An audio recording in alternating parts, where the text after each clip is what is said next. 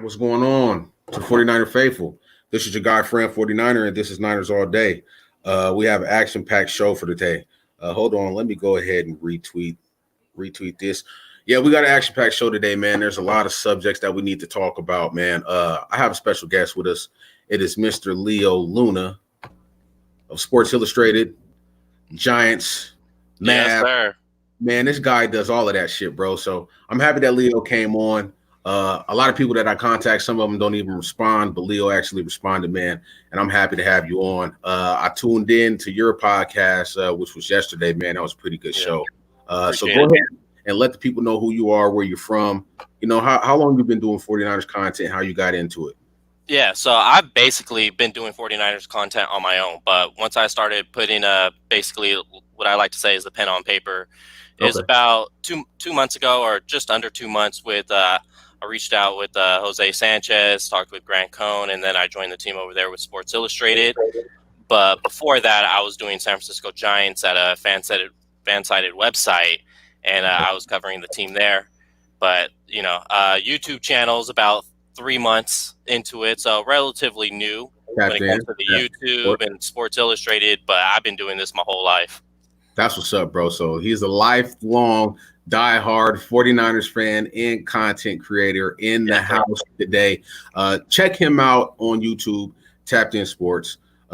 He just had the episode with Matt Barr. Brought a lot of good conversation to us, man. So let's go ahead and dive into what is going on in the league. Recently, Sean McVay, he was on the helipad. It's another podcast that I like to watch. They bring a lot of GMs, coaches, players, anybody who has to do anything with football, they bring them on. So Sean McVay was talking about how the Rams are going to emulate what Kyle Shanahan does when it comes to the running back by committee. You know, how do you see Kyle Shanahan's effect on what he does on the league, and how good of a play caller really is he? To me, he's the best play caller in the league, right up there. I would say I would give him the edge over Andy Reid. Man. Because one, Andy Reid is just he's not really known for his run game. He gets effective running backs through it, but they're not one of the top rushing teams year in, year out with any running back like Kyle Shanahan can basically do. Not at all. And to touch on the two running back scheme, I think it's fantastic. I know you've been big on defending Tevin Coleman and what he does for the 49ers. While I haven't been so high, we had those conversations back and forth on Twitter. Right. But it is effective because it does work. He is able to take off some of that load and put that pressure onto the defense, bang them up a little bit, bring in a speedster like Mostert, and he's able to just gash them through for some big carries. And I do believe Mostert has better vision. So I think that's something that a guy like Sean McVay can use, is have that pounder guy go first and then have that guy with great vision and great speed follow it up. And it's really hard to take on as a defense. It most definitely is, man. And the only thing that I would say about Sean McVay and the Rams is, bro, you don't have the offensive line that we have. Like, you're struggling. You got a 39-year-old Andrew Whitworth. As a matter of fact, bro, I think he turns 40 this year. He turned 39 last year. So, I mean, he's up there. He's pretty old. So, I mean, if you don't have the offensive line that we have, those big guys that can get out and move and run block like Mike McGlinchey, people can say what they want about Mike McGlinchey's pass protection, but he's top 5 when it comes to run blocking. That big man can get out there and run. Yeah. And adding Trent Williams to that, it's going to do a lot for this 49ers offense, man. So, you know, shout out to Sean McVay. I hate the Rams, but I'm happy to see. It's a copycat league. Right, exactly. And I'm happy to see how much of an effect, or should I say impact, that Kyle Shanahan has on this NFL football league. Because with guys coming out and basically saying, like, yep, we've seen what you did. We're going to try to do it. There's nothing you can do about it. I respect that. It's really giving Kyle Shanahan his big ups. And Sean McVay is Kyle Shanahan's son. We know that. Yep. Him, LaFleur, and all those guys. All right, man. So let's move into the next subject. The fans will be required to wear masks at games. I was happy to hear that, because that's basically saying there's a chance that we have to go to some games, maybe not at the beginning of the season, but maybe mid-season. Have you heard anything? Because I know you got some good sources. Have you heard anything that is pointing towards fans being able to go to games at some point in the season? Let me turn the damn green screen off. You good? The plan is obviously to get them in there at some point. It just depends what happens with the coronavirus. Are they able to at least calm it down to where you're not having so many deaths? Like if people are still getting sick, but you're seeing no deaths, like then it's basically looked at like the flu or like any other type of virus. And then yes, people can go to public more. So that's what it's going to be coming down to, because the last thing the NFL wants is, fans coming to the stadium, 100 of them get sick, and then say 2 or 3 or even just one person die from attending the NFL game. The NFL does not want that on their shield. Right. But obviously they do want fans in there as soon as possible, but it's just going to come down to the matter of what's going to happen with COVID. I think regardless, they're going to have to wear masks no matter what happens with COVID. Like the last thing they're going to have to take those precautions. They're not going to, next you know, it spikes back up because the NFL opened back up. Like they're going to have to wear the mask. That's kind of obvious. Most definitely. And, I have my own feelings about, the coronavirus. I'm not going to say that it's fake because that would be bullshit, right? I just had an aunt and uncle that caught it, right? So I know that's real.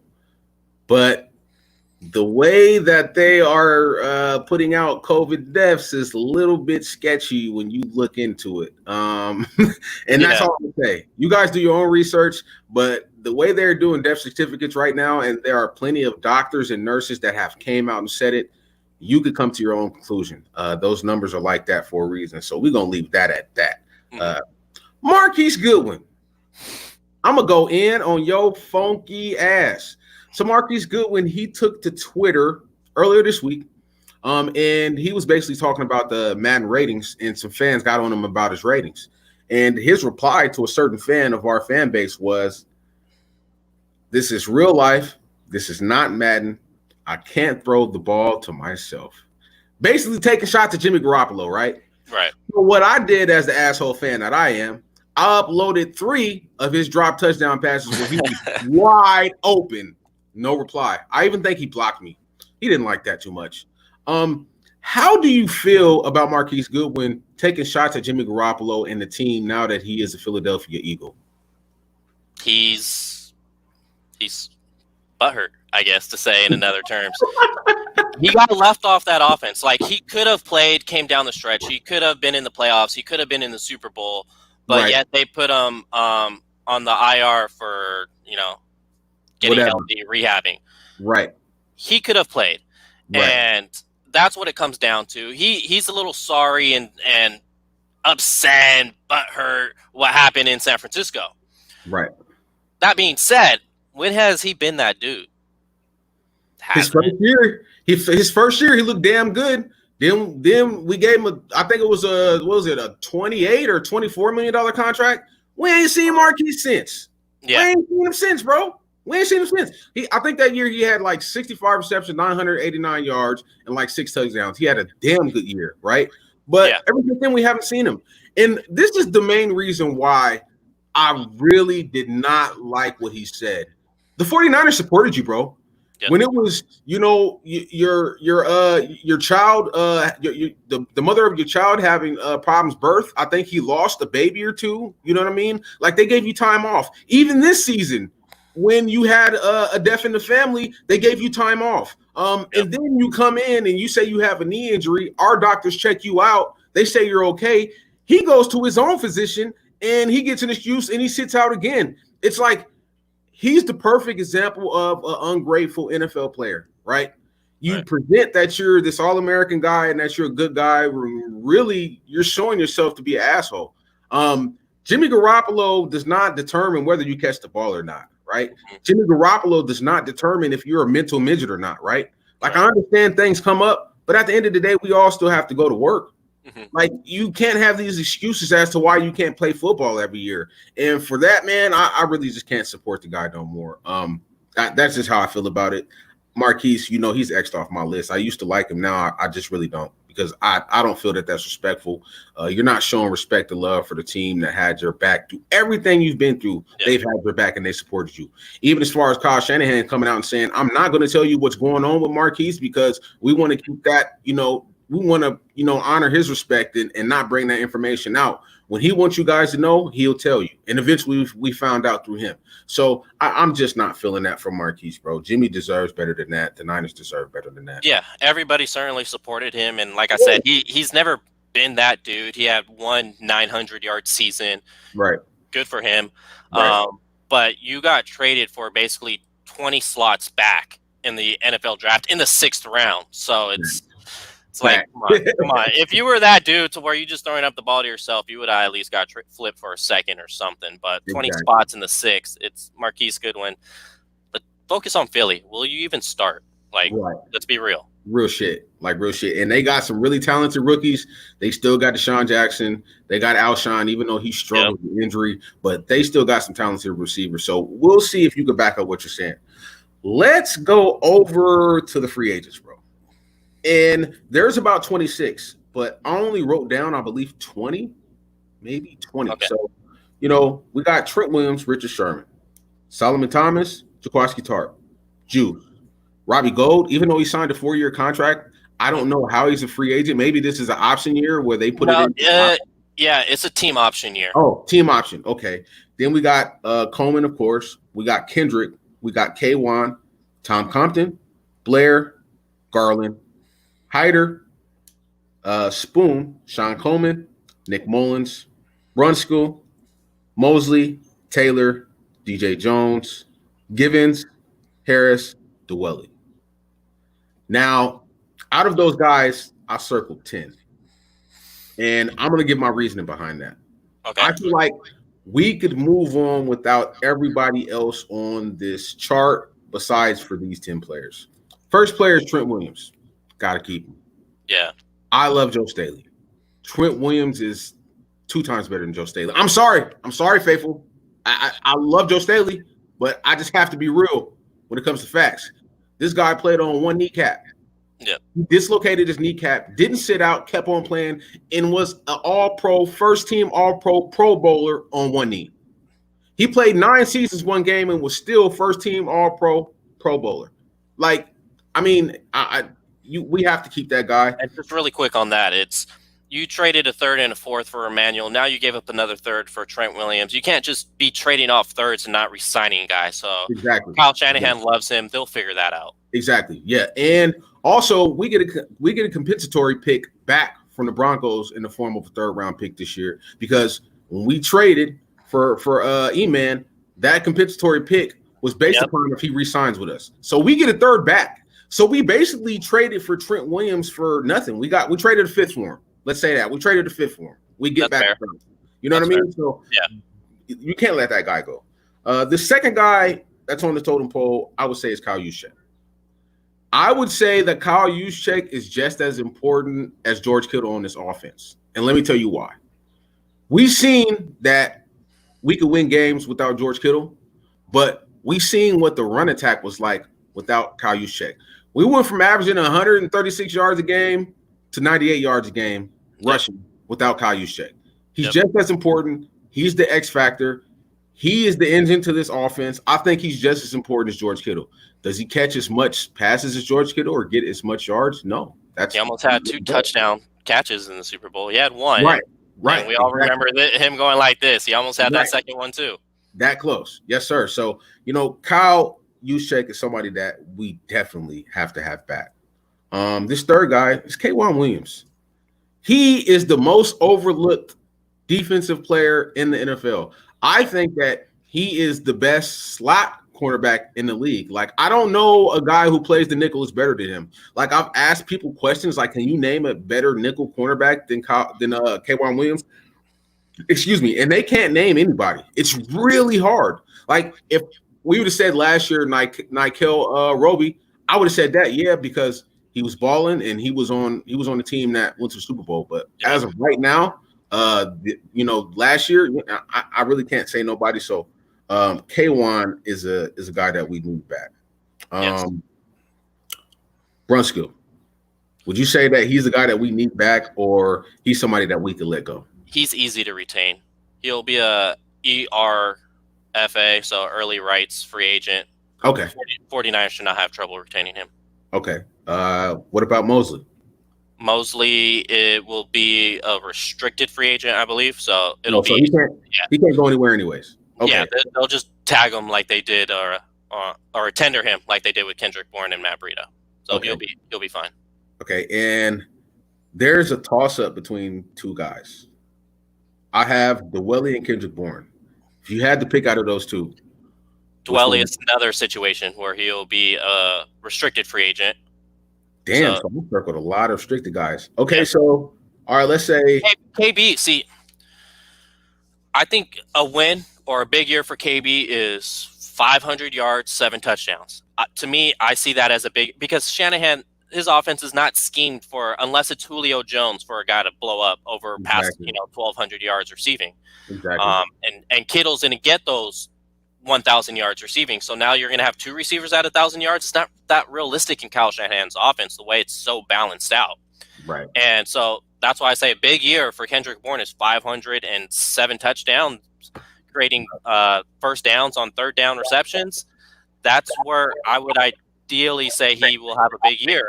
And if he does that, then he could price himself out, because you have guys like that went to Tennessee this past year, was his first year there. He was at Clemson, white boy, played at Tampa. Blanking on his name real quick, but he went and got like $7-8 million a year with Tennessee. Kendrick Bourne does 507 touchdowns. He could easily make 5 to 7 with somebody else. To say the 49ers are going to pay 5 to 7 to Kendrick Bourne, I don't see that as realistic. Right. Yeah. And y'all see who's on my green screen right now. It's my boy KB. I am a fucking KB stan. To everybody out there, you guys know I'm a KB stan. He's from Portland. Yes, Humphreys. Oh, Humphreys. Yep. Yeah. That was Yeah. Thank you, Big Ken. I definitely want to retain Kendrick, but I don't think it's going to happen. He's going to go somewhere and get paid. I like him too. Yeah. Balled out at number 6 preseason in Kansas City. Yeah. Still remember that. Yep. He was balling. He had 2 tubs that game.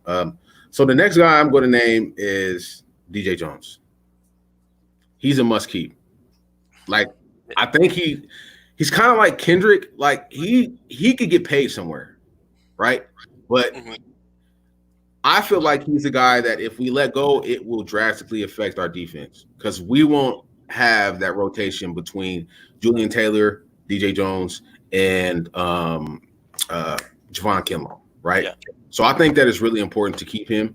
Do you think that he is somebody that we definitely need to keep? Or is he a guy that you could let go and we could find somebody that will give you that same production? It's hard to say.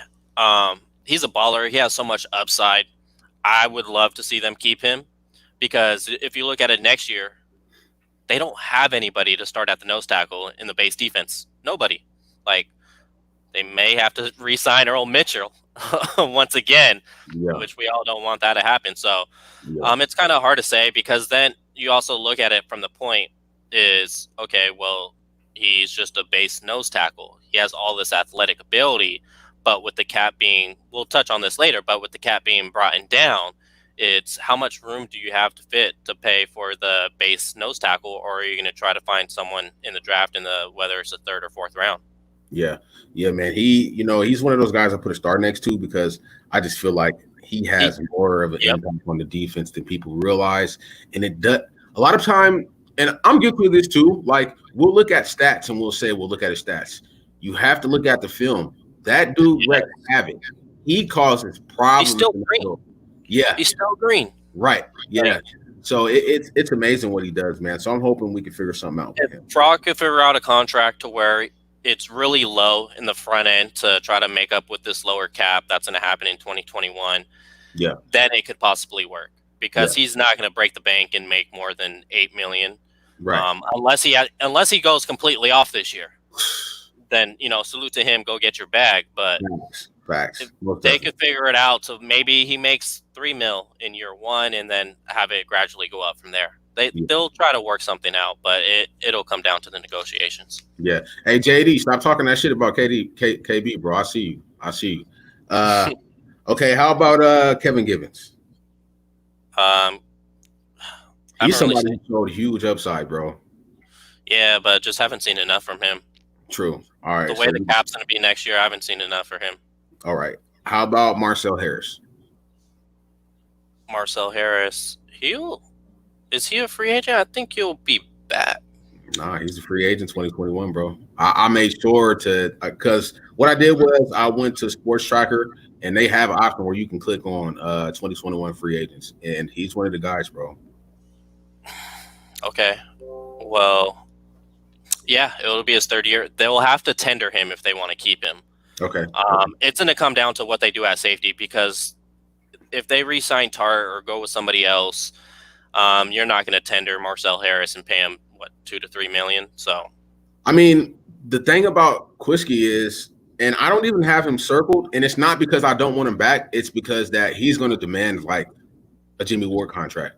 And if you want to keep Trent Williams and K1 and Juice, it's like it's not going to be able to be done. And I think that we could duplicate that on the backside with another player. So, well, something I think of is maybe bring in Marcel Harris into the box. That's where he excels. Just run a little more dime. Exactly. And then you have Tarvarius up top. Right. Yeah. Like we did in the Super Bowl.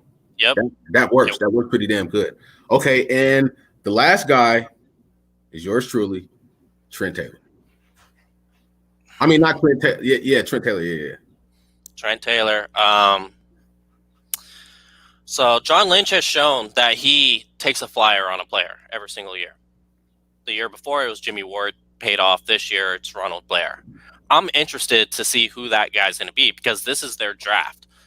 Are they going to take that 1 year flyer on Trent Taylor, Ahkello Witherspoon? Who is it going to be?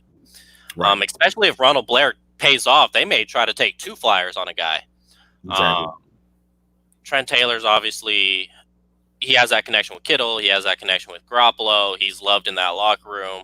But if he can't stay healthy this year, if he cannot play anywhere between 13 to 16 games, he's probably going to find a job somewhere else. Maybe New England.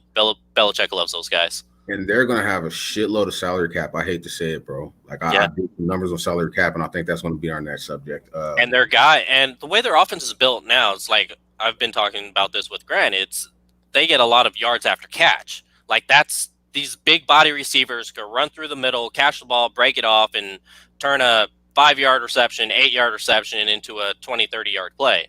Trent Taylor doesn't really fit that mold. So I'm interested to see what they're going to do this year with him. Yeah, most definitely, man. I hope he turns into Edelman 2.0.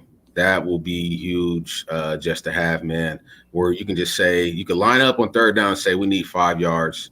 Kendrick is gassed. Trent, we need you to pick up this 5 yards. Yeah. He has that ability. Yep. And I agree with you. I think that he's going to have to stay healthy the whole season, bro. Yep. I think he's going to have to stay healthy the whole season, because we've only seen it once. Then the last 2 seasons, he played one season, he played through the injury, and then last season we know what happened, right? Mm-hmm. I think that Kyle Shanahan is going to want to see this guy stay healthy a full 16-game season. Yeah. That's one thing I love about Kendrick Bourne. I don't care what anybody says. He's available. Luna, I want to ask you a question, bro. Have you ever even seen Kendrick limp off the field? No. I love Kendrick Bourne. He just shows up and plays, right? So, I mean, I want to see a season where Trent Taylor stays healthy. You know what I mean? So, all right, we went through that, man. Let's move on. So, we're going to talk about the cap. This year, the cap stayed the same at $198 million. The NFLPA approved the deal that the NFL set forth, so camp starts on July 28th. Also, there's a new clause. No pay, no play, no pay. So if you get the coronavirus, you're not getting shit, right? Yeah. Also, they have the opt-out clause. So 7 days from this Monday, you have the right to opt out. If you opt out and you don't have any other conditions, any other health conditions, or you don't have a family member in your household that doesn't have any other health conditions that could put them at risk, then you only get $150,000. But if you opt out and it's because of I don't know how they say that, but a preconceived health condition or something like that, then you get $350,000. So You know, it's a big drop off for guys who have contracts. Also, they're going to spread out the money over the next 4 years, all the way to 2024, and the lowest it can be is 175 million. So I seen everybody like worried about the cap. So we're gonna go over some numbers. Bottom 5 teams in NFL, we're gonna talk about their cap numbers. Yep. The Eagles, negative 75 million in 2021. Negative 75 million. Did you see their fans complaining about the cap? Nope. They got their team set for the next couple of years. Yep. Saints, negative 47 million in 2021. Do you see any Saints fans complaining about their cap? Nope. Falcons, negative 28 million. And they ain't even make the playoffs last year. Right? Yeah, that's bad. Then the Chiefs, negative 5 million. Do you see their fans complaining about cap? Do you see the general manager or anybody on the team? No, because why? Their roster is set for at least the next 2 years, right? Yep. And the main people that they needed to re-sign, they re-signed those guys. Also, the Texans, negative 1.5 million. So while everybody's complaining about the cap, I'm not really worried about it.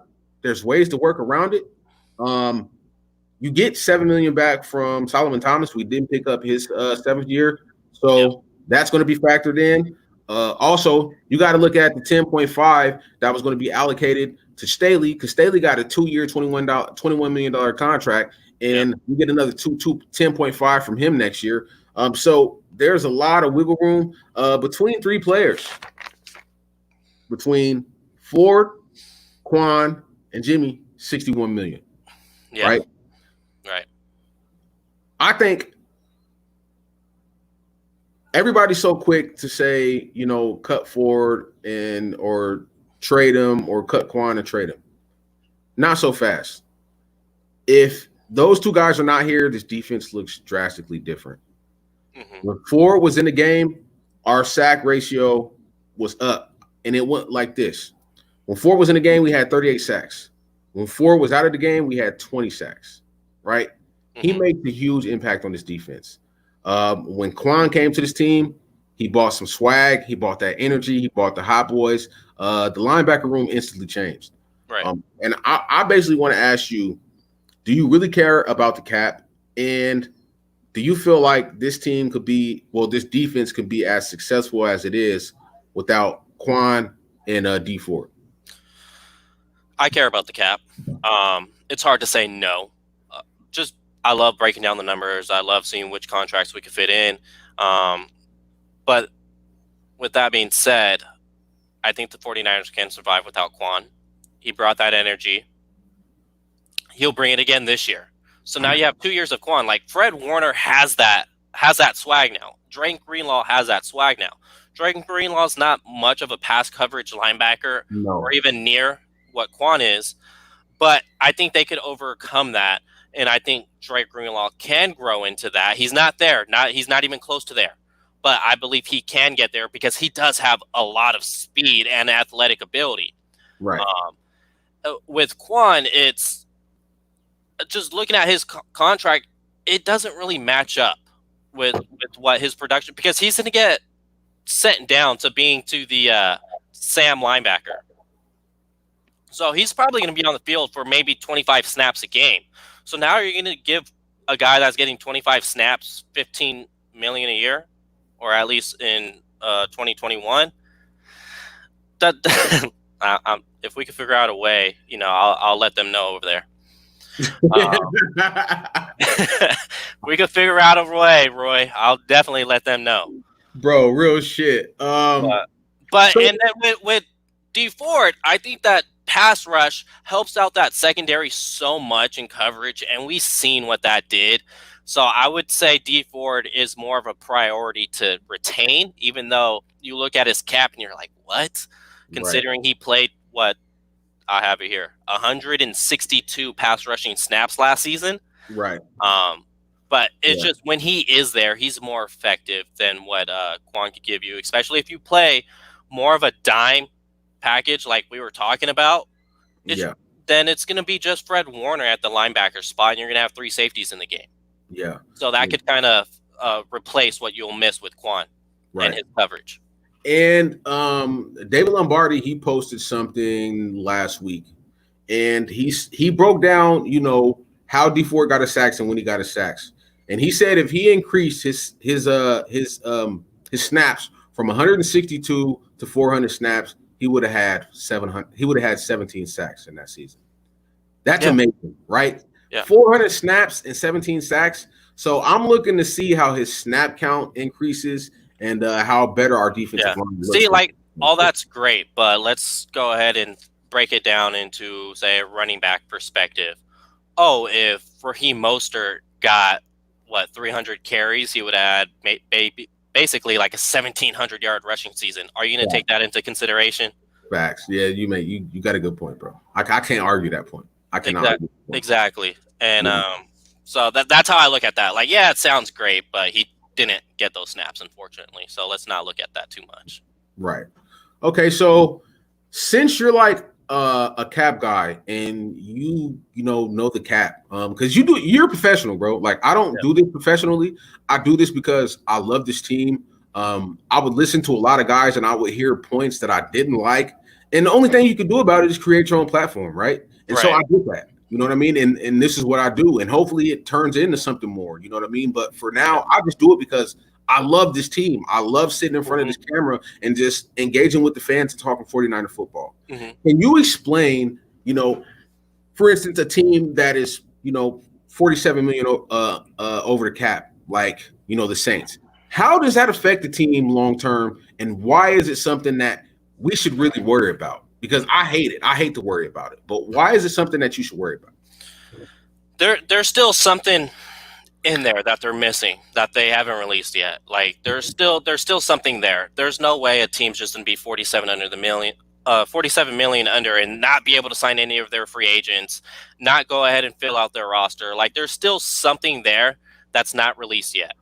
And no. So when it says negative 47 million, that means that they're 47 over the cap. Yeah, right. Exactly. So that means they cannot sign any of their free agents because that they are over the cap by 47 million. Right. Like, they can't even sign any of their draft picks technically because there's still something there that needs to be worked out. And until that, then we'll get a better picture of, okay, what the hell does this really mean? But with that being said, I think they're in a far worse position, and that gives the 49ers an advantage because the 49ers could plan a lot more than a team like the Saints. They're basically just stuck with what they got for this year and next year. Right, most definitely. Do you feel like this is a good time to go ahead and give Jimmy that new contract and restructure that thing so we can free up some money? Because I believe his cap hit next year, is it 26 million? Or is it 26 or 22? I want to say it's 28. 27 or 28, one of those two. Right. So do you think that it's a good time to say we need to just go ahead and give Jimmy a new contract, make it, backloaded so we can free up some money for next year? Do you think that that's the option, or is it best just to wait out this season, see whatever type of advertisements the NFL is going to be able to sell, see if fans are going to be able to enter games later on in the season, and see what those TV ratings are going to be, because they're going to be off the charts. Like, the Yankees game was rained out, and that motherfucker had 4 million viewers. Like, they've never had that many viewers on an opening day MLB game. So, I mean, what do you think is the best thing that we could possibly do?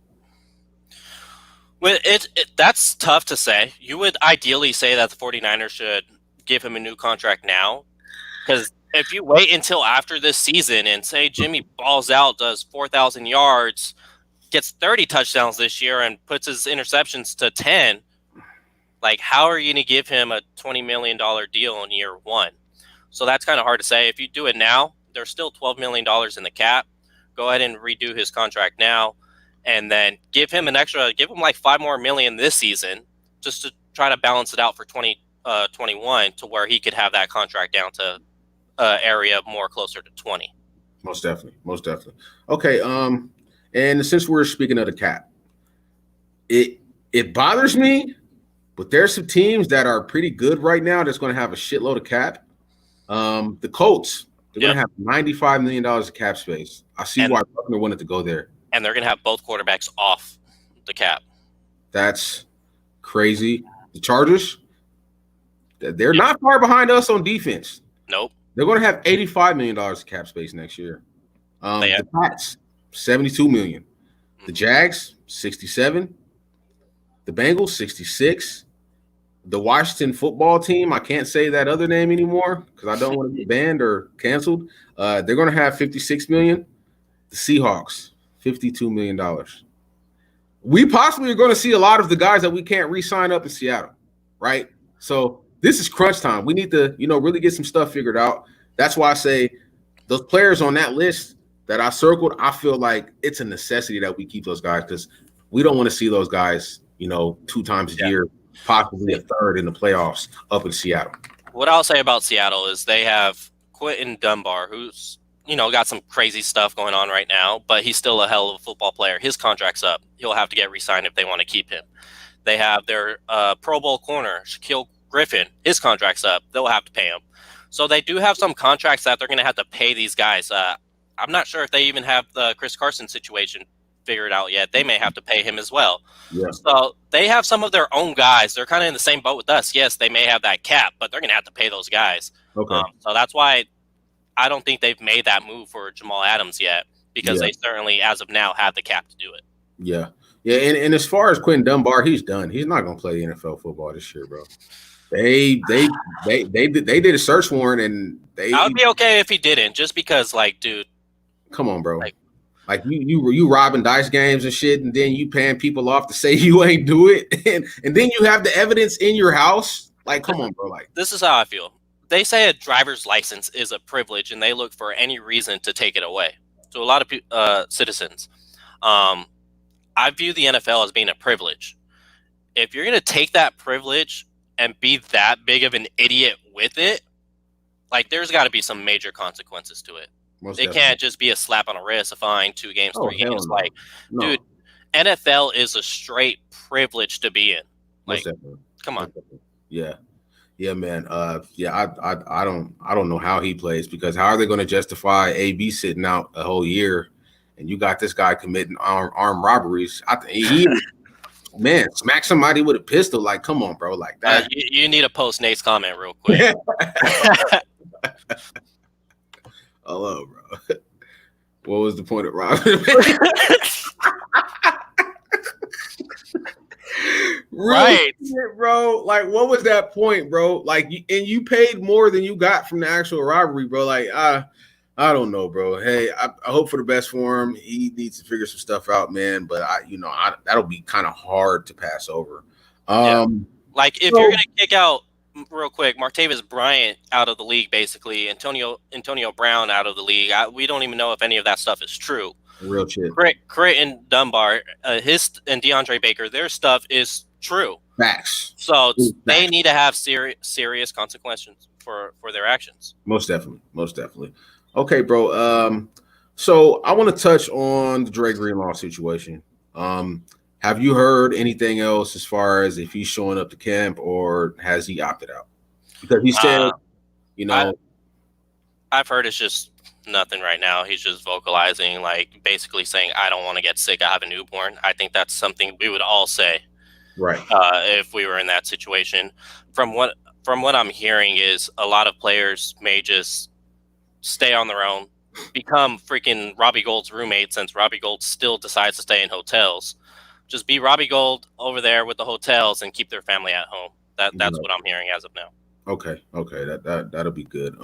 Yeah, man. And there's another story that came out and said Oakley teamed up with the NFL and they made special face guards. They're like visors for where the face mask goes. And that's another reason that I kind of, when I seen the players do the whole hashtag we want to play, I was like, man, that's a cry wolf. It's all about money. They're basically mad because the new CBA says no play, no pay. It wasn't about safety. The NFL went out and they're having special made face guards. Do you know how much that shit is going to cost? And they're saying that everybody's going to have to make them. So you can't make special made visors and face guards and do all of this testing and spend all of this money and not tell me that the NFL is not trying their best to make sure that their product is healthy and that they're safe and that they're protecting them and protecting their family. I thought it was bullshit. And they got smacked in the face when it came to the negotiations. The NFL said, okay, you don't want preseason games. How about this? No play, no pay. It works both ways. Yep. Yeah, that I see that. I think you hit the head on the nail there. I see it as the MLB. When the MLB, Right. it's all about the money. When the players were like, "Let us know when and where, Right. and we'll be there." It's the same thing, Right. different wordage. Yeah. But with that, it just reminds me of like when Sherman was in Seattle, and he always had that thing over his mouth because it gets so damn cold over there. Right. His mouth and his nose actually. Exactly. And he played. He Right. didn't pass out. He Play didn't time. need to like. So I think it's something that it's tough to play with just because you want to breathe regularly, but they can figure something out. Like baseball players are playing right now and high-fiving each other in the dugouts without a mask. So Most definitely. I think they'll be fine. They just need to be committed to quarantine when they're at the facilities and not try to go out with the boys and stuff because these are young men. Right. Most definitely. And it's like if you train in the off season, we've seen so many guys, just not even from the 49ers, but from other teams. You're training in the off season with people who are not regularly tested. Yep. So when it comes to playing, the NFL, like your actual job, you're playing with people and practicing with people who are tested every day. Yep. What is the big deal? You know what you're getting into. It came down to the pay cuts. When they talk about that 30% in escrow, what that escrow means is the translation on that is, okay, we're going to hold off on this 30% of your income. Okay. If we don't reach the revenue, then you're not getting paid. So that 30%, you're not getting that 30% back. So say if the NFL reaches 20% of that, then the players will get 10% back. Okay. So it's just basically whatever that decrease is. Yeah. Yeah, man. It's not something that they'll get that money back in the future. Right. If the NFL experiences 30% or more lost revenue, you're never seeing that 30%. Yeah, but the thing is, they'll be able to use that 30%, which will basically help the salary cap for guys who need new deals next year. So if you want to play the long game, it actually is a good investment because you're investing back in yourself. Kind of, yeah. Yeah. So, I mean, how do you have any ideas how the NFL will deal with this salary cap situation? Like how? We're probably not going to get an answer on that anytime soon, to be honest.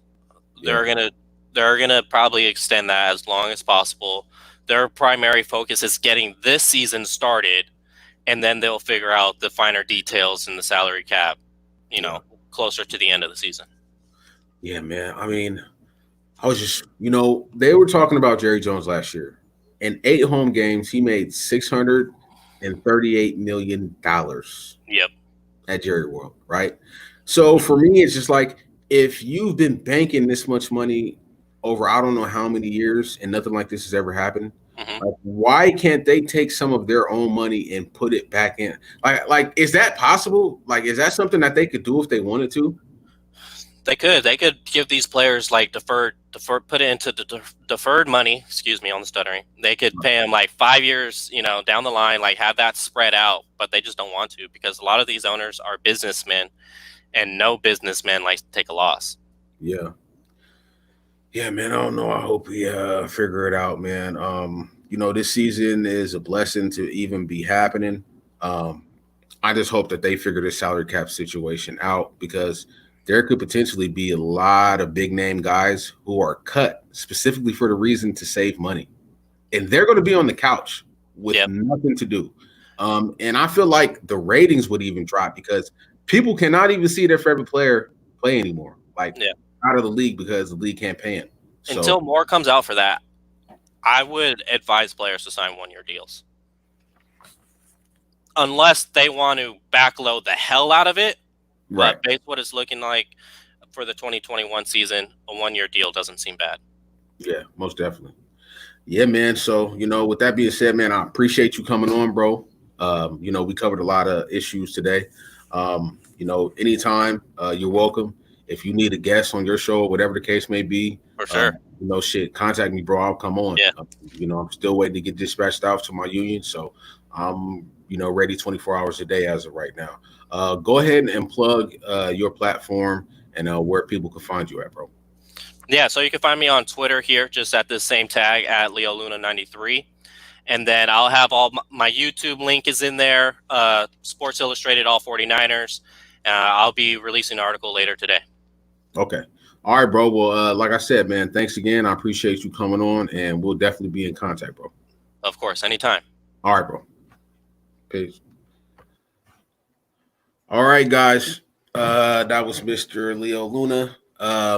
We appreciate you guys for coming on today and chilling with us at Niners All Day. I didn't have the turnout that I thought we would have or that I wanted to have, but I don't give a damn if it's one person. At least if somebody is here, I appreciate the one pair of eyes that are watching. With that being said, guys, don't forget. Let me turn Kendrick back on. Don't forget that we are still doing the drawing for the Bryant Young autographed and authenticated picture. It's framed, and it's all for the people who subscribe and who comment and engage with Niners All Day. We will be doing it when we get to 1,000 subs. So, be one of those people. Also, we're probably going to be doing a signed Kendrick Bourne jersey, right? So, some a lot of good gifts that's going to be given out. Also, we're probably going to do a Niners All Day fantasy league. Me and Bronze are working to set it up. He's not feeling too good today, so I was the only one that was able to come on today. But we're going to set up a Niners All Day fantasy league. I think we're going to do $5 entrances, and whoever wins at the end of the season is going to be able to get that money. So I'll be tweeting that out pretty soon. When I do, you guys will have the information. I appreciate you guys hanging out with me today, and I will see you later on this week. I think I'm going to have NBN Tony back on, and we're going to talk about a lot of stuff, probably do a little bit longer show because there's still a lot of stuff that we need to cover. And I will see you guys later on this week. All right. Peace, blessings, love and respect to all you guys for that are here supporting us. And man, just try to stay safe and wear your mask, right? Wear your mask. Don't be one of the people that are filmed on camera acting a fool, not wearing your mask. That shit can be highly, highly disappointing to see. And it could be embarrassing, right? You don't want your coworkers or your family to see you looking like that, right? So, man, we will see you later on this week. I'll holler at you guys later. All right, much love. Peace out.